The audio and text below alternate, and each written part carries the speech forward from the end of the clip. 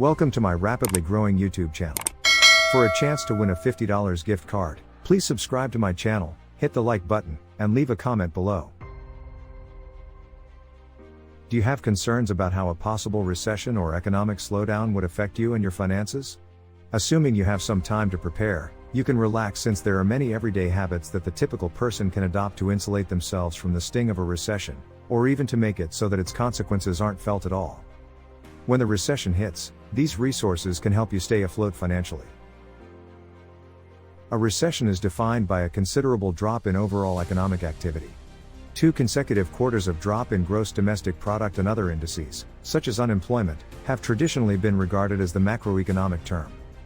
The National Bureau of Economic Research now defines a recession as a sustained drop in economic activity, as measured by real GDP, real income, employment, industrial production, and wholesale retail sales, that lasts more than a few months.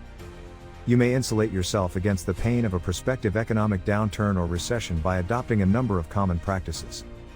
Having an emergency fund, good credit history, several sources of income, and living within your means are all critical financial tools that can help you get through a hard economic patch. Being prepared for a recession in terms of investments entails taking a long-term perspective to your investment goals, diversifying your holdings, and keeping realistic about your risk tolerance. Number 1 is to create an emergency fund. If you keep plenty of cash in a high-interest, FDIC insured account, not only will your money retain its full worth during market upheaval, but it will also be incredibly liquid, allowing you to access funds quickly if you lose your job or are forced to take a pay cut. Furthermore, if you have your own cash, you will be less reliant on borrowing to meet unforeseen bills or the loss of a job. When a recession occurs, credit availability tends to dry up rapidly. When these situations happen, use your emergency fund to meet critical expenses, but keep your budget strict on discretionary spending in order to make that emergency fund last as long as possible and restore it as soon as possible. Second is to keep your expenses low. If you make it a habit to live within your means every day during the good times, you are less likely to go into debt when gas or food prices rise and more likely to adjust your spending in other areas to compensate. When you can't pay off your debt right away, it creates more debt. If you think gas prices are high, wait until you're paying 29.99% annual percentage rate on them by using a credit card. To take this principle a step further, if you have a spouse and a 2-income family, see how close you can get to living solely on one spouse's income. In good times, this strategy will allow you to save enormous amounts of money. How quickly could you pay off your mortgage or retire if you had an extra $40,000 a year to save? In difficult times, if one spouse is laid off, you'll be fine because you'll be used to living on one income. Savings will be temporarily halted, but your frugal spending habits can continue as usual. Third is to have additional source of income. Even if you have a great full-time job, having a source of extra income on the side, whether it's consulting work or selling collectibles on eBay, is a good idea. With job security so low these days, having more jobs means having more job security. Diversifying your income streams is just as important as diversifying your investments. When a recession hits, even if you lose one source of income, you still have the other. You may not be earning as much as you used to, but every little bit helps. As the economy improves, you may even emerge from the recession with a thriving new business. Fourth is to invest for the long term. So, what if a market downturn reduces your investment by 30%? You will not lose anything if you do not sell. The market is cyclical, and you'll have plenty of opportunities to sell high in the long run. In fact, if you buy when the market is down, you might come to smile at the decision later.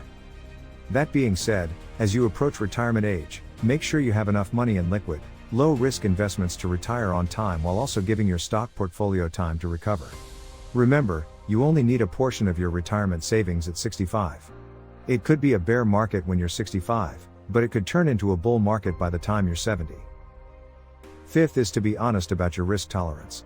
Yes, investing gurus recommend that people in specific age groups have their portfolios distributed in a certain way, but if you can't sleep at night because your assets are down 25% for the year and it isn't even the end of the year, you may need to adjust your asset allocation.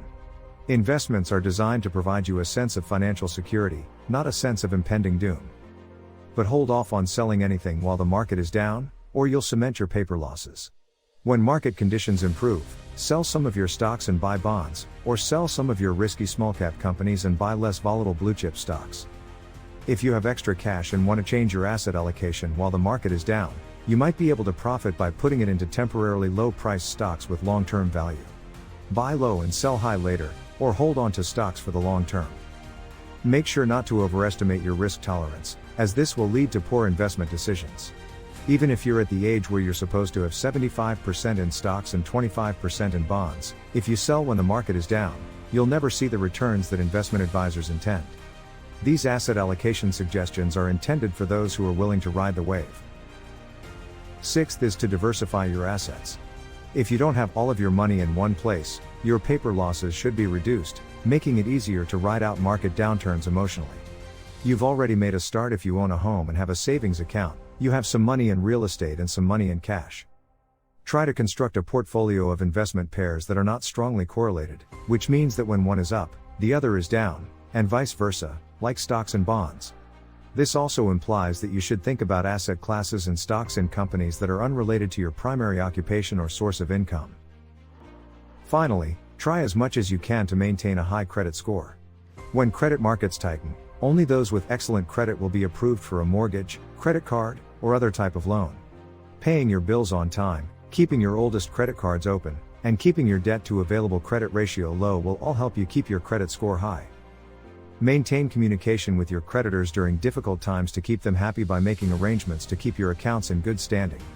Many lenders and businesses would prefer to keep you as a customer rather than write off your account as bad debt.